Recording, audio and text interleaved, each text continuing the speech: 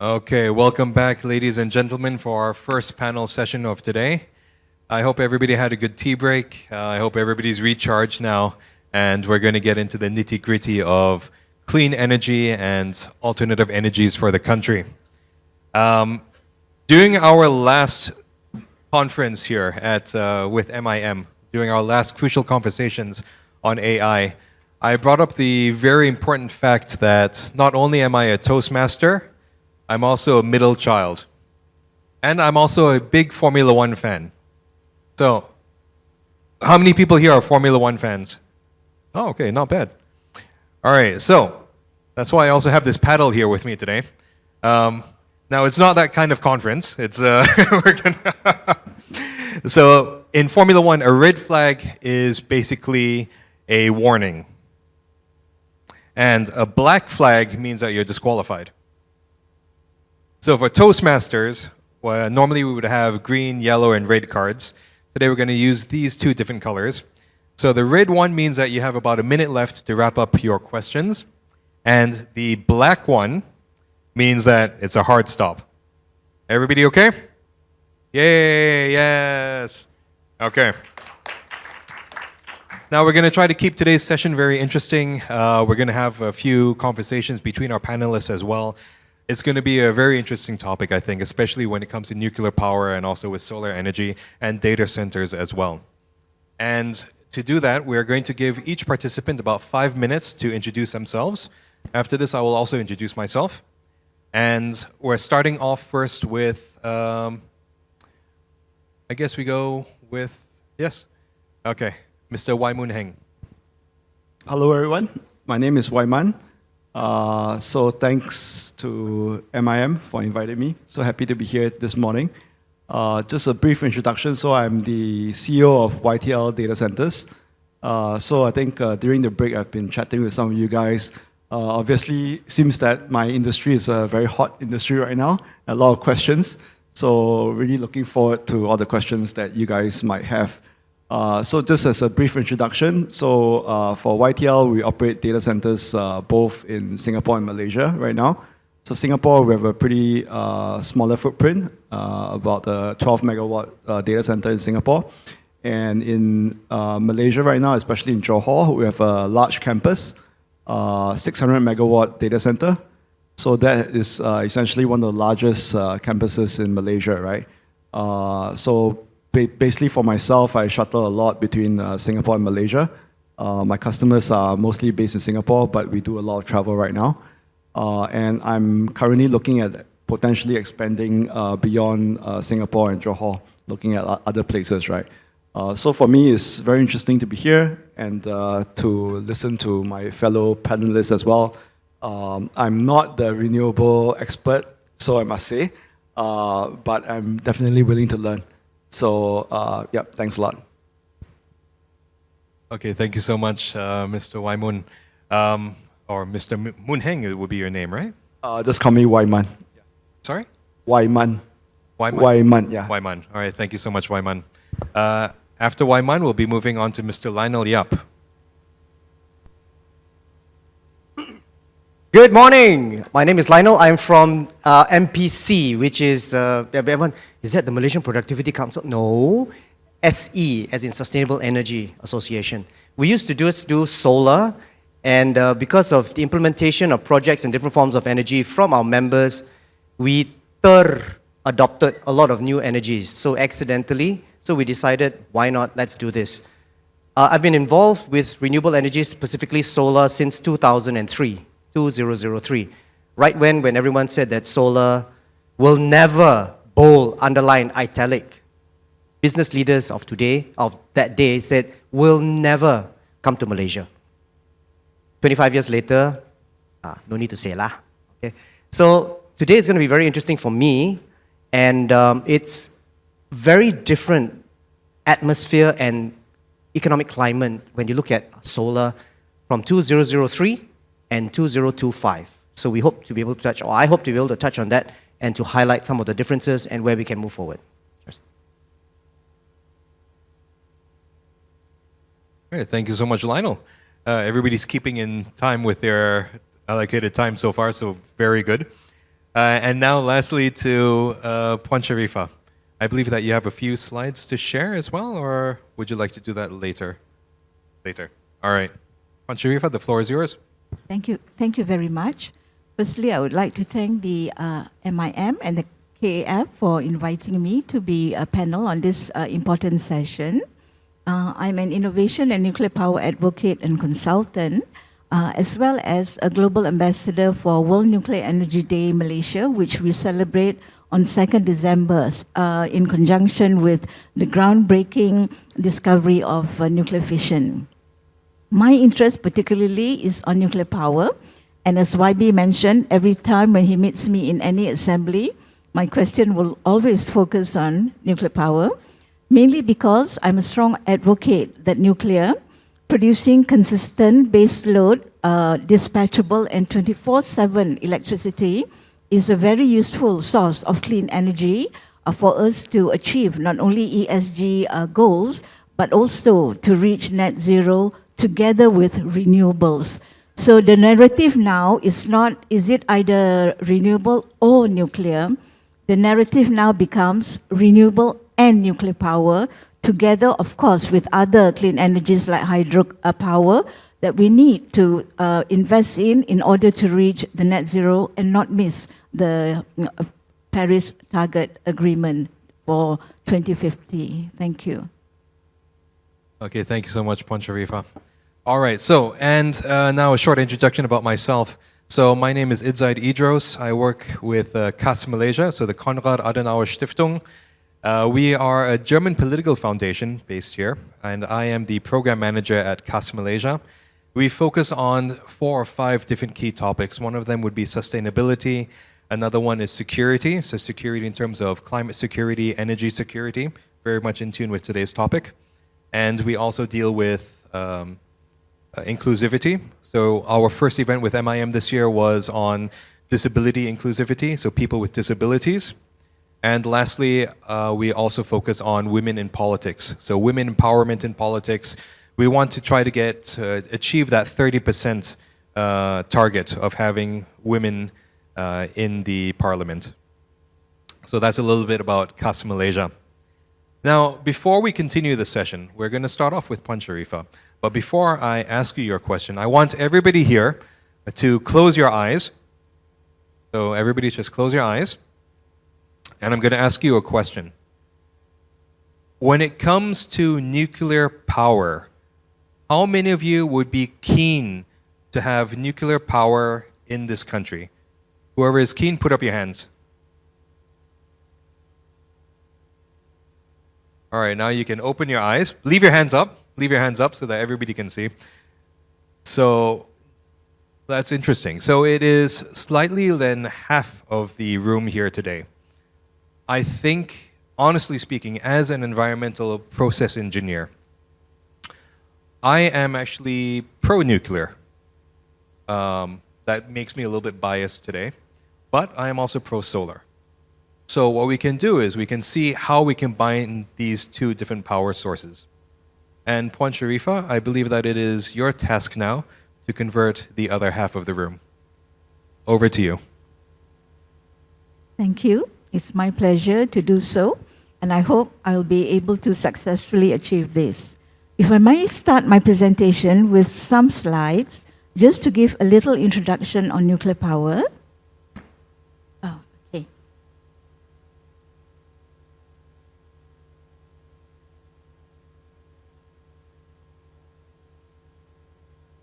Now, for the global nuclear updates, currently there are 416 nuclear power reactors in operation in 31 countries, with US having the largest nuclear power reactor, 94, followed by France and China, each 57 nuclear power reactors, and then comes Russia with 36.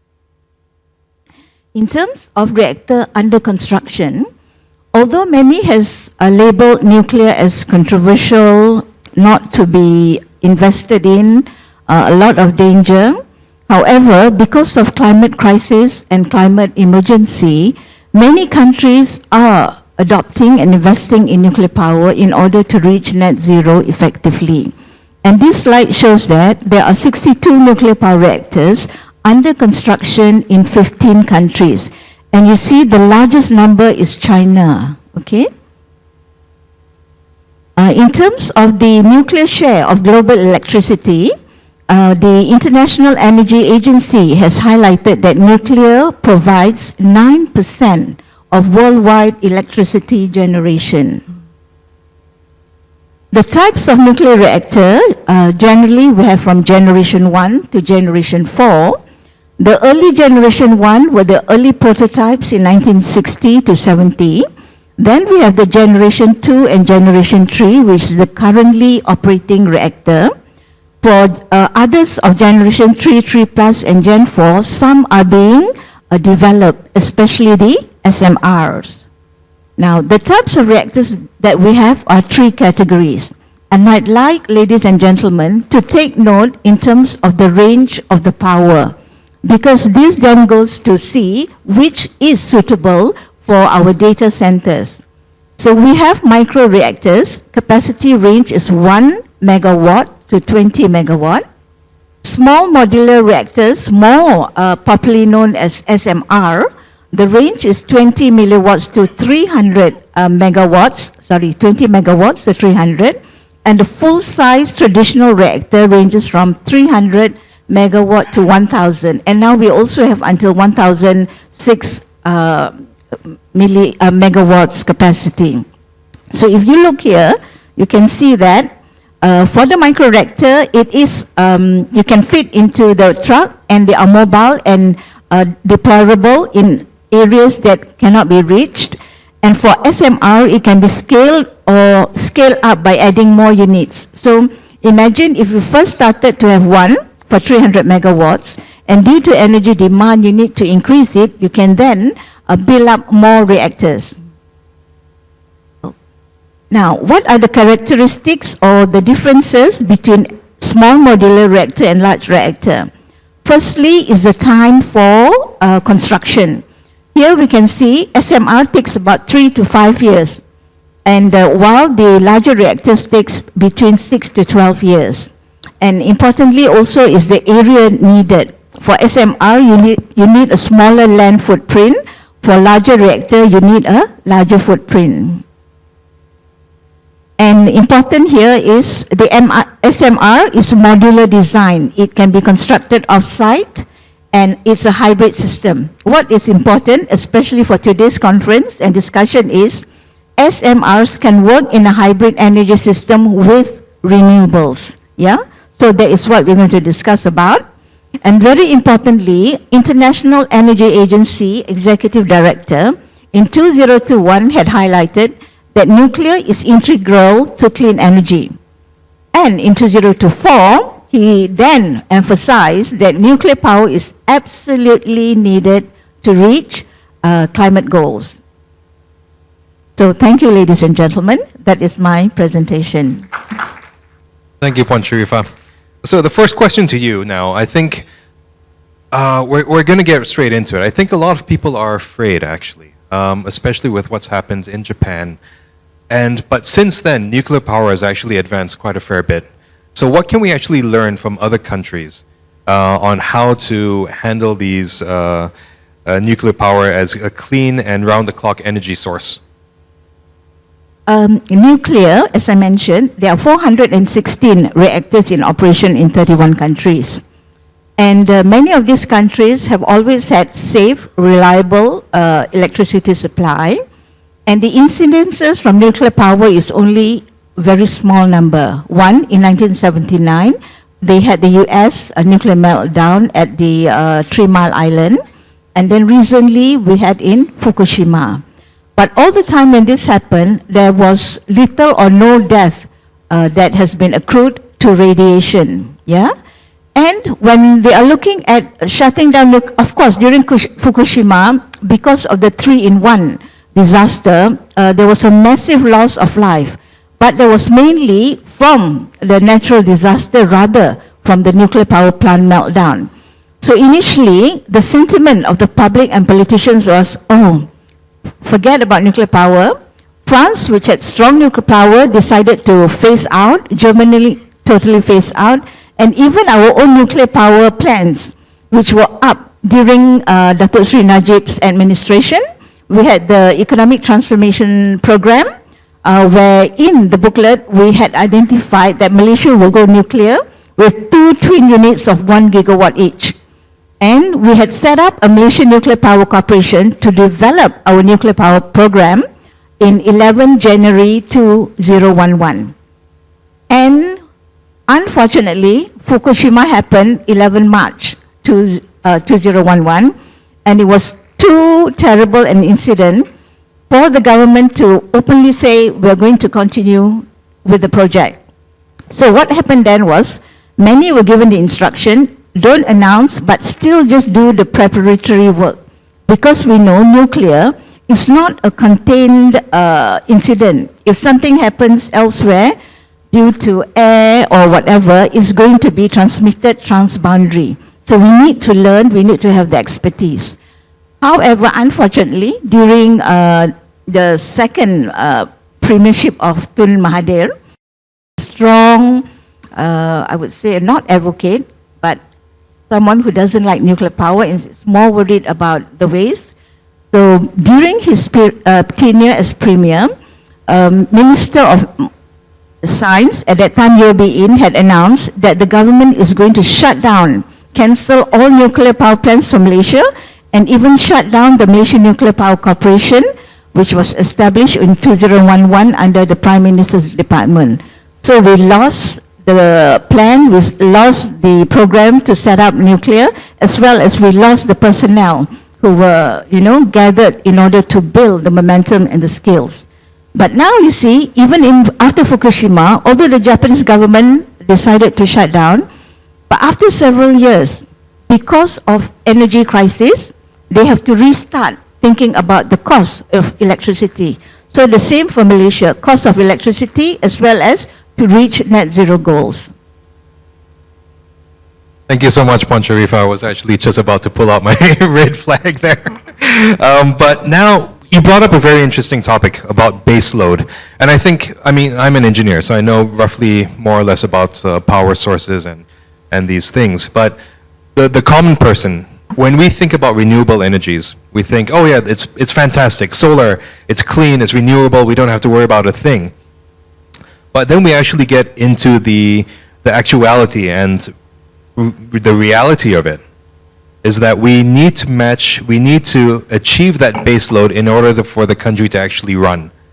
So now when it comes to solar power, Lionel, where can solar power come into that to meet that base load? And what challenges are you guys facing? Okay, right off the bat,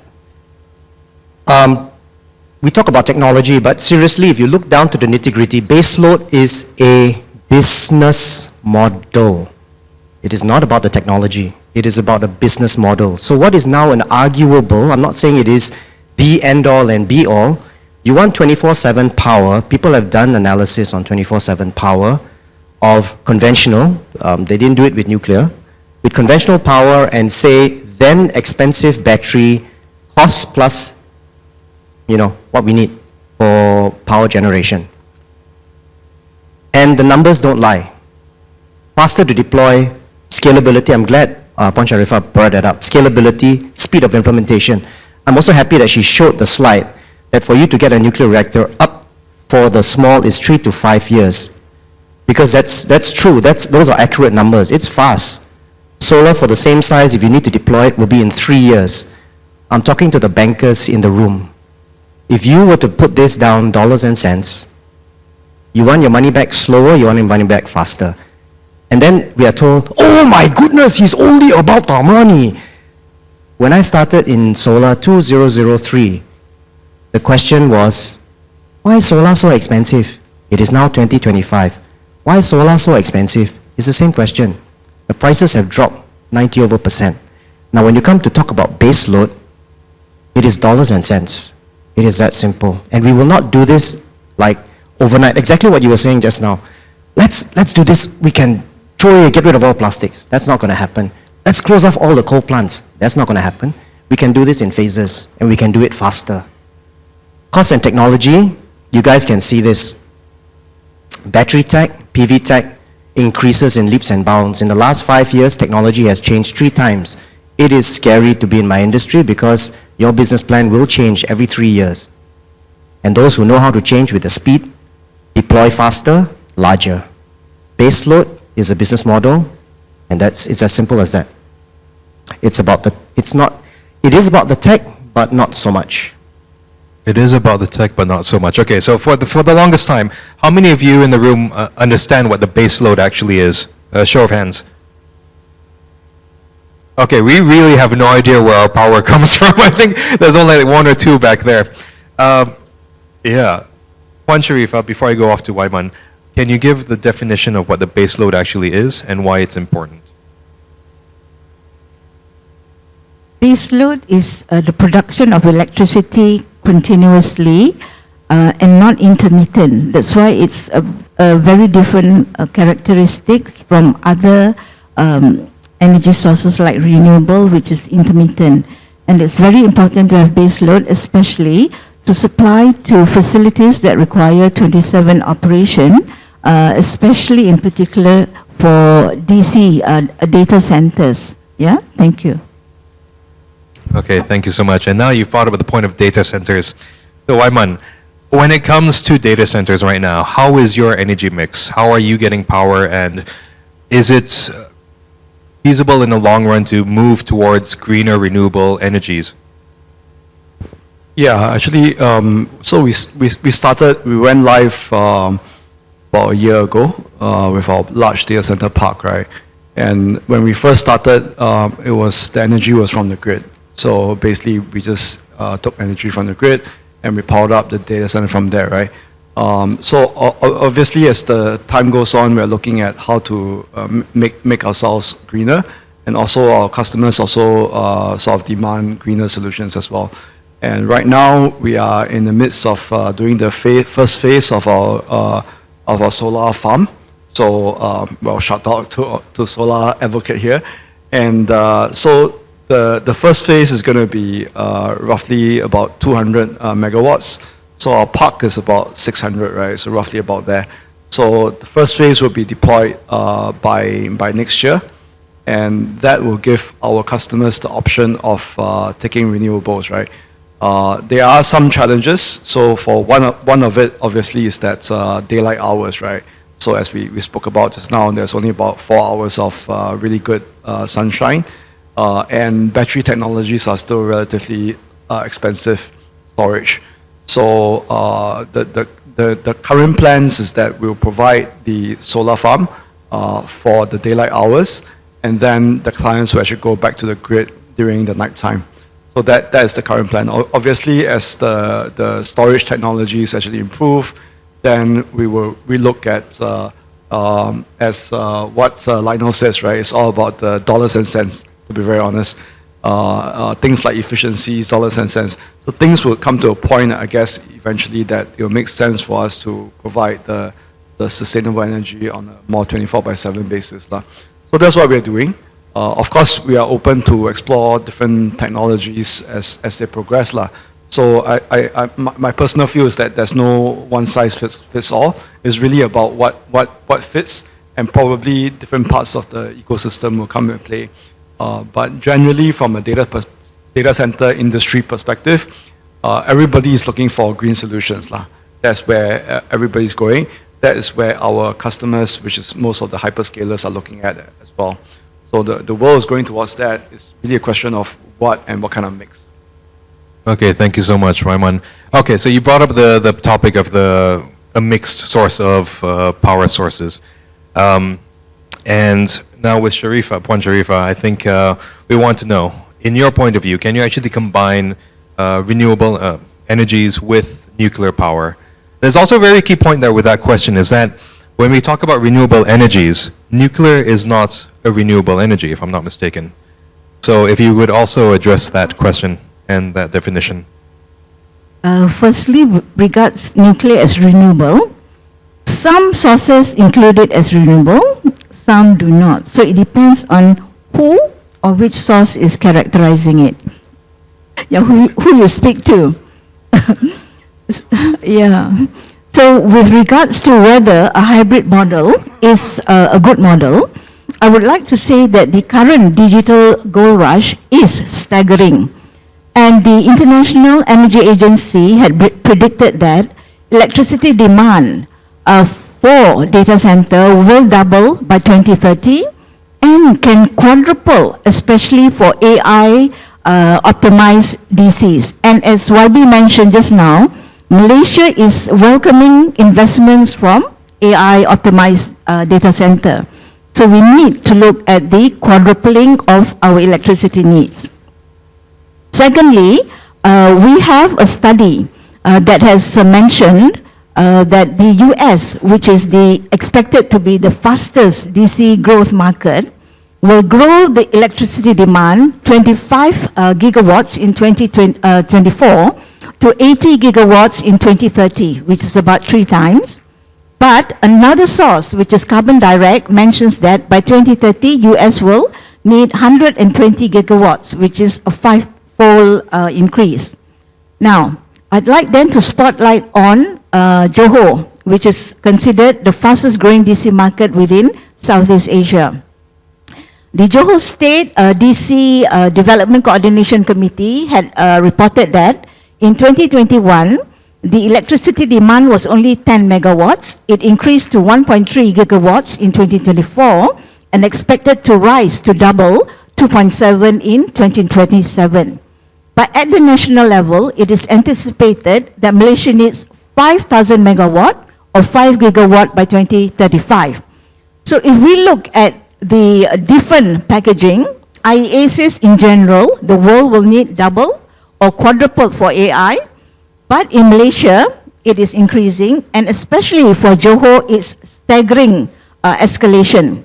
So what is the implication? This means that access to power is very critical to drive the data center build out, and access to alternative energy sources as well as rapidly dispatchable power is now no longer a nice to have, but this is an operational necessity.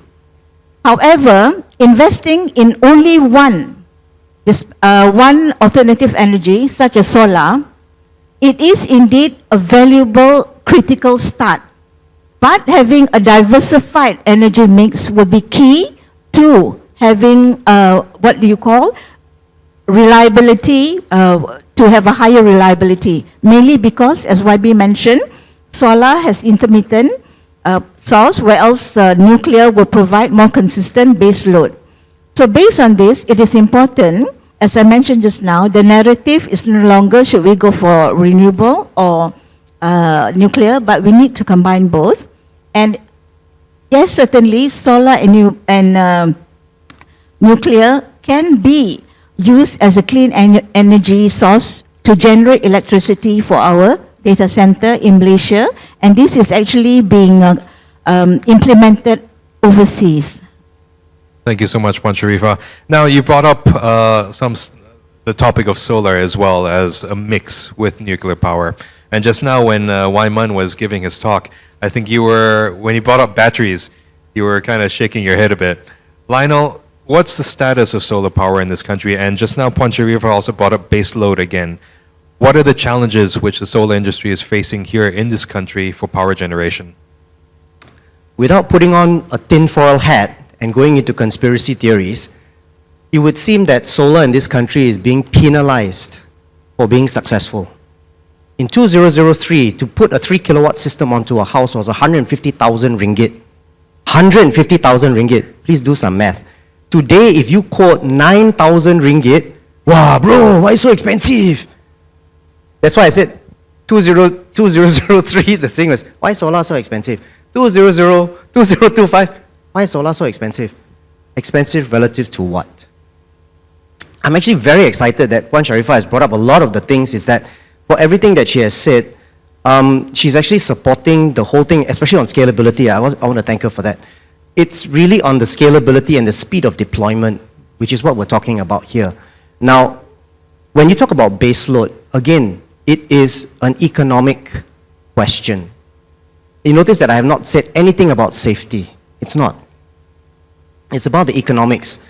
If you look at the price of a reactor, and let's face it, if you don't believe me, right now I'm telling you, don't believe me, go and Google how many plants across the world have had to ask for government subsidies to keep operating.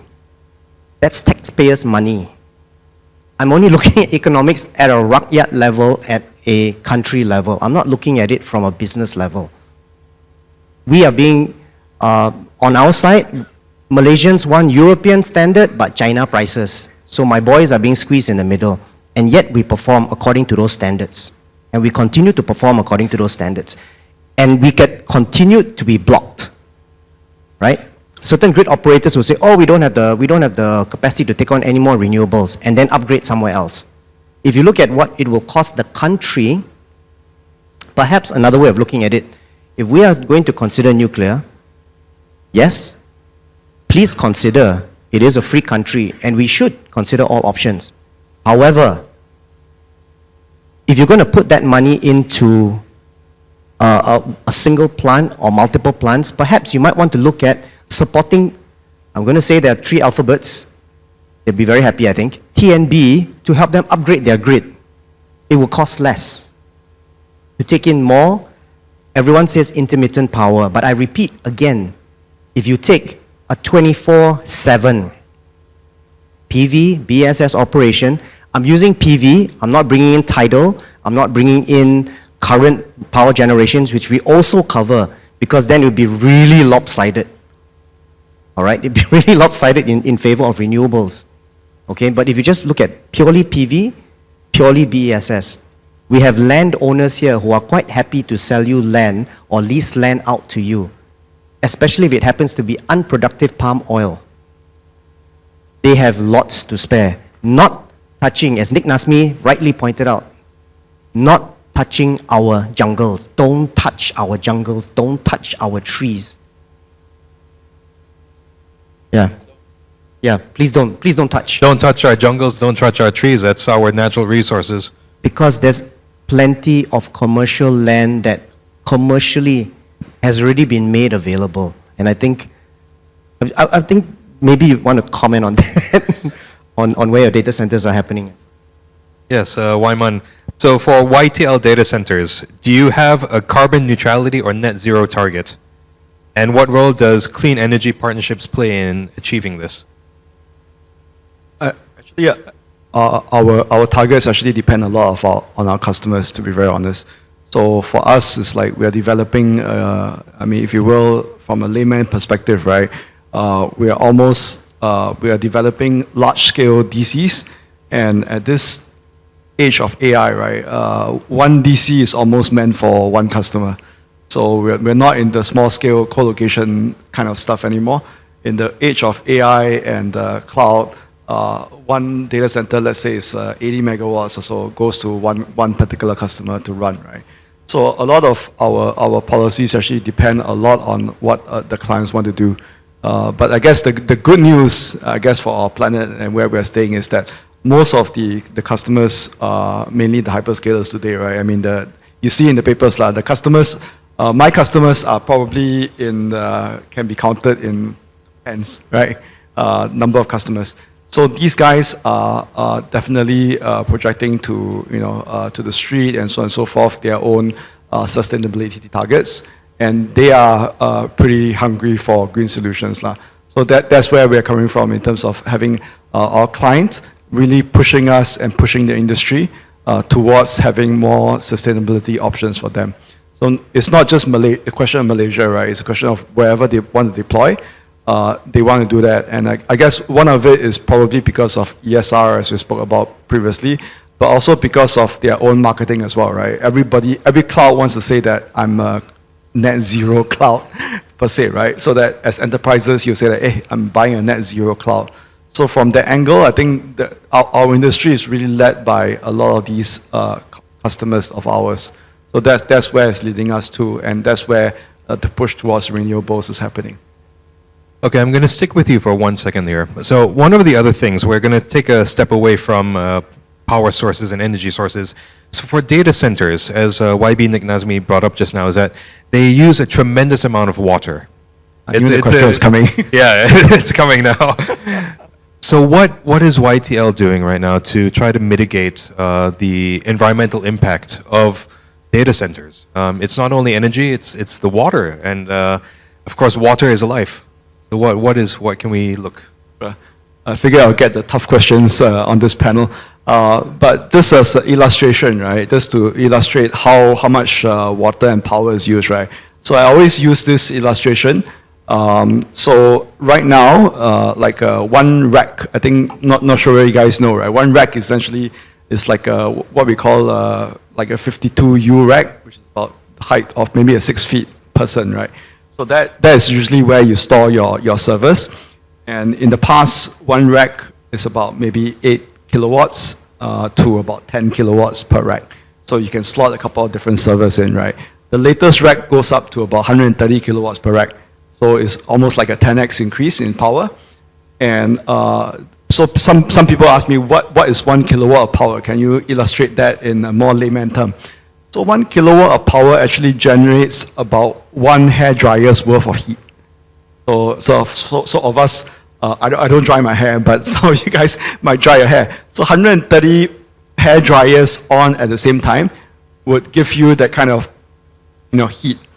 So the challenge is that then you have to get rid of the heat, right? And that's where the cooling technologies kick in, right? And so that's power.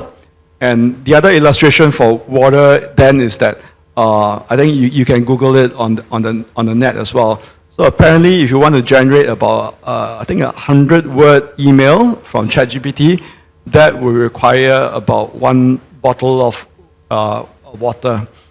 So a lot of people ask me, so what happens to the water, right?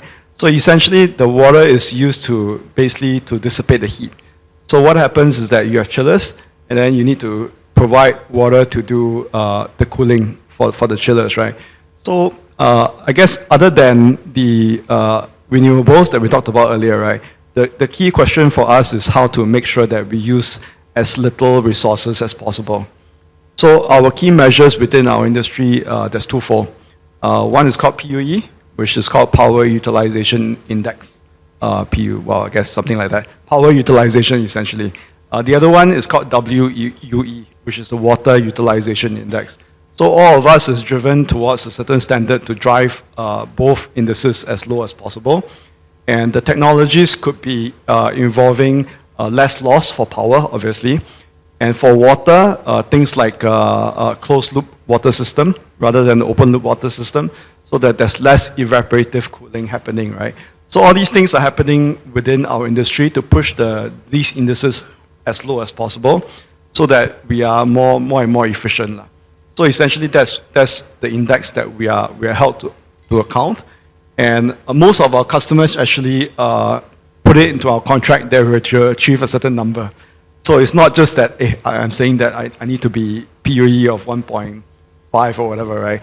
So usually they will give you a PUE number to target, and also you get a PUE cap. So for example, if you are saying that your PUE cap of 1.6 and you achieve 1.8, then yes, okay. Then I get to pay for the rest of it, right? So anyway, yeah, that's my answer. Yeah. Thank you so much, Woi Mun. All right, we have questions from the floor as well. So if you want to, you can actually scan the QR code for the Slido. One of the questions which has just come in is a very interesting one. It's for Lionel and also Puan Sheriffah. We're going to talk about waste. So the question is, how do we balance sustainability goals with concerns like nuclear waste and solar panel recycling? I think we'll go with ladies first. Puan Sheriffah? Yes, how do we balance sustainability goals with concerns like nuclear waste and solar panel recycling? I think waste has always and will continue to be a grave concern, not only to the public, but also to the policymakers and politicians when they're striving to make a decision whether we should go or not for nuclear power. And in fact, waste was the main topic that Tun Mahathir shutted down all our nuclear power plants. But as you can see, in overseas, as I mentioned just now, 31 countries are operating 460 nuclear power reactors safely. And this has been for several decades with no incidences. So that shows that the best practices of waste management has been adopted and implemented by countries. And for countries that wishing to launch a nuclear power program, there are guidelines given and provided by the International Atomic Energy Agency, which is also called the Nuclear Watchdog, because they will make sure countries who are going for nuclear, you're doing it properly in terms of safety, that none of the uranium is taken to make a bomb, and also the waste management is being done properly. So just to highlight that, since 31 countries already have the reactors, and we have 15 countries going to construct 63. So that shows, I think, would be a strong testimony that waste should not be a grave concern, because so many countries are already operating nuclear power plants, and a few new ones are going to launch it. Thank you. Thank you, Puan Sheriffah. And now to Lionel, your question as well. So how will the solar industry handle the solar panel wastage or recycling? Okay, so the mercenary on stage is going to be talking about dollars and cents again. Years ago, we talked about recycling. 2017, 2016, we actually approached the Selangor state government to talk about whether Selangor would like to be the hub for recycling of solar panels. The dollars and cents didn't make sense. Very simple. Today, as part of our membership, we have one company in Malaysia that is already recycling solar panels. So, in a perfect world, you would take off the aluminium. There's no more aluminium on solar panels, just to let you know, except for the small ones.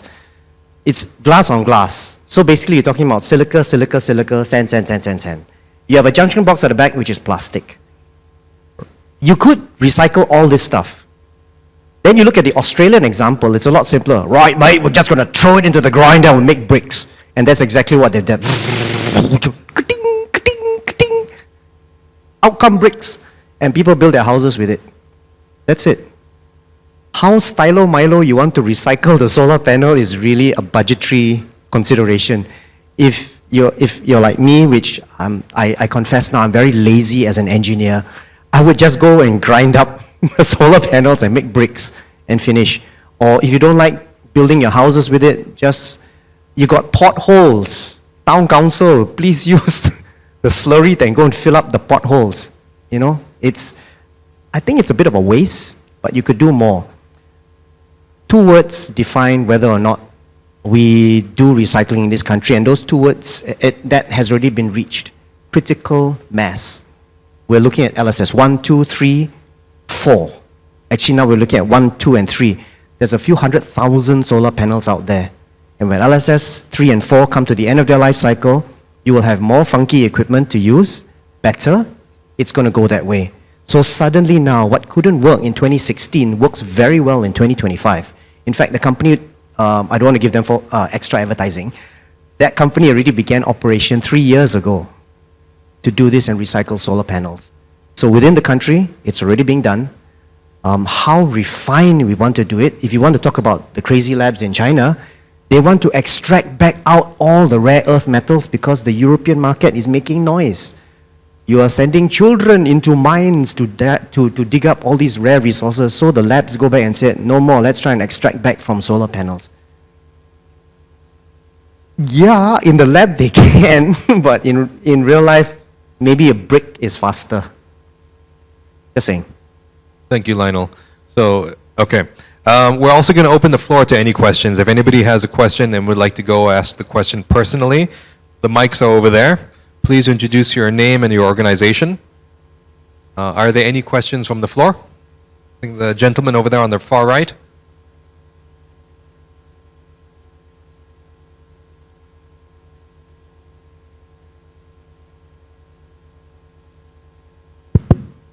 Good morning. My name is Zunitan. I am from the Malaysian Biodiesel Association. The question I'd like to ask to this distinguished panel this morning, it's been very informative. We have so many sources of renewable energy. Has there any analysis been done where, based on CapEx and OpEx, you calculate the net cost of CO2 mitigation for each form of renewable energy being deployed in data centers today? My question is specifically for data centers. What is that number that can be made available depending on what kind of renewable energy you use per metric ton of CO2 mitigated? Okay, that is a very technical question. I think we'll stick with that one for now. This is open to all three of you, I think. Who would like to take a stab at it first? Okay, Lionel. Right. The baseline for this has always been something like gas or coal. So if you look at the deployment of PV, it's okay. It's not because solar is so fantastic. It's speed. That's all it is. To my engineers from the microhydro, the biomass and biogas people, they face so many challenges to get their plants up and running. And that is part of the issue and part of the problem. It's the time taken. Biomass, biogas, Malaysia, we can do this. We really can do this. The thing is, before, I can remember one, this is for microhydro. Permitting alone, poor guy, permitting just to get the permits to put the first nail into the ground, 24 months. Can you imagine running a business and for 24 months you have no income? That's pretty steep, right? And in solar we complain, "Ayah, 2 months, why so slow?" People have to wait 24 months. So sometimes it's not that the technology is not able to do it, it just takes longer. And while the numbers are good, biomass, biogas, there's still a combustion process available, so that's where the kicker comes in. So hydro is slightly better because there isn't, maybe during construction, yes. It's like, especially for the biomass, biogas guys, they get a double whammy. First, they purely following due process, they are forced to wait. And then when they start going, they get penalized in a sense because it's not quite without combustion. That's where, you know, for example, like nuclear, that's basically the standpoint. The CO2 is not there, right? So if you look at the numbers, you can Google it up. It's very fast. I don't dare quote the numbers because they could be wrong. Because they keep either getting better in one sense, because right now, rightly so, if you look at total cost of ownership, they are looking at carbon even at the factory level for solar. So again, that's what I mean by solar seems to be being penalized for being successful because everything that the world has demanded from the industry, we have complied. And still, it's not enough. So, yeah. Thank you, Lionel. Woi Mun? Yeah, this is my, I guess, a little bit more personal view because I am not the renewable expert. But, I mean, as I was preparing for this panel, right, I was chatting with some experts that I know, people that actually do some research. And, I mean, this is what, at least what I understand, right, that a lot of it actually depends on the efficiency of the technology. So my understanding is that, for example, in solar, right, currently it's about 20%, and I think that's where the 20% gets converted to really power, and a lot of it gets either reflected or converted to heat and stuff like that. So as your percentage actually goes up, then you become more efficient, right? And I think the industry is trying to get that level up, and that's where a lot of R&D is actually happening on the ground. So that's what I understand. I mean, the other thing that maybe we didn't discuss on this panel, maybe because we don't have anybody representing that part, is this thing called hydrogen, right? I'm not sure. I'm sure everybody knows about hydrogen.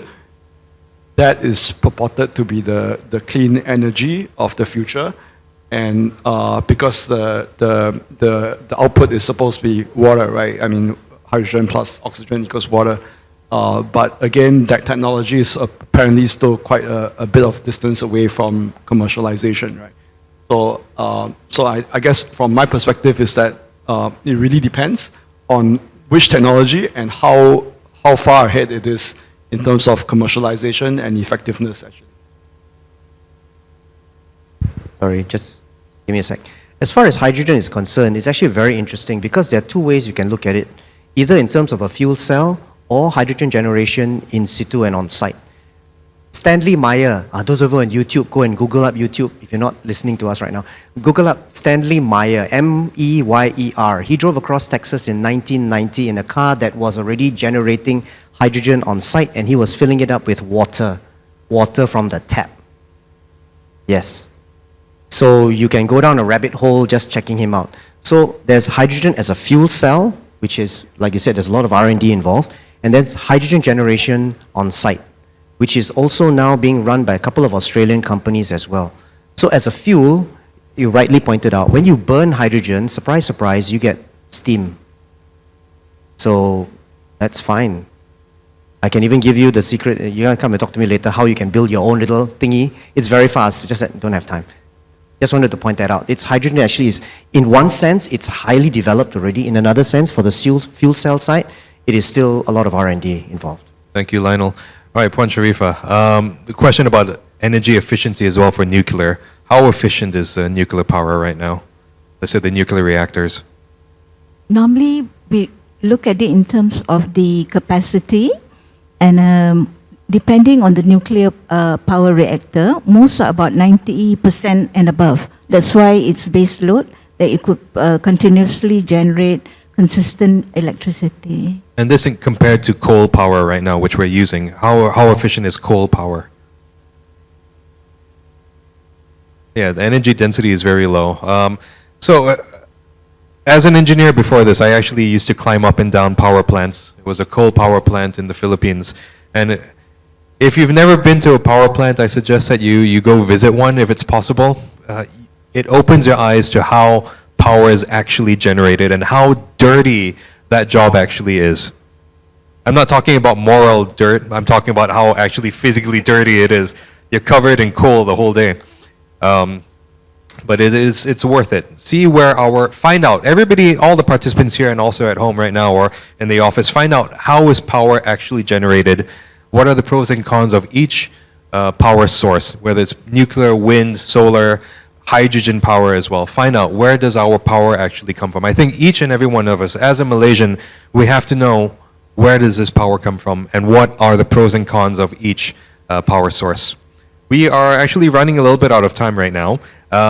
So we have about 4 minutes left. I do want to take at least one more question from the floor. If anybody has any questions, please raise up your hand. This is your last chance to ask this wonderful panel a question.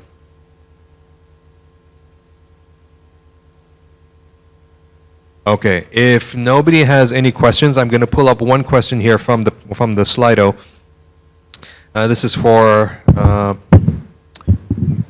everyone. How do we balance sustainability goals with concerns? Oh wait, I already asked that one, sorry.